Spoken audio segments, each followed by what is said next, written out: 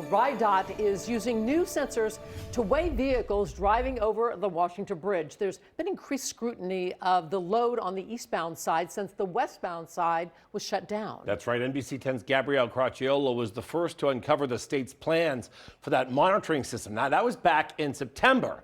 Today, she finally gets a look at the data from the state, and Gabrielle joins us live to tell us what it looks like.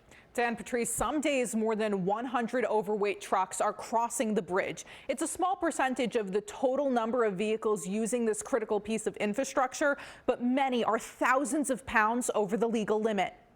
We haven't seen any data or any weights that create that concern. RIDOT Director Peter Alviti with the familiar message saying the eastbound Washington Bridge that's been forced to carry both directions of traffic is safe. But in a 7-week period, more than 2,600 overweight trucks illegally drove over the bridge. Those vehicles weighing above 96,000 pounds each, according to new data from the state's multi-million-dollar monitoring system. Does it concern you that in a 7-week period, there's more than 2,600 vehicles above that 96,000 mark? Well, it concerns us, and that's why we have put this system into place. All bridges in the state have a weight limit of 80,000 pounds. Permits can be obtained for trucks weighing up to 96,000 pounds, but anything above that is not allowed. Is the state enforcing those limits in any way? Yes, the state police have a commercial enforcement division that's out there on a daily basis, and they're issuing violations. Based on these 7 weeks, it doesn't look like over time the number of these overweight vehicles is decreasing. Some weeks it's about 60 per day, some weeks it's 40, then back up to 70 per day.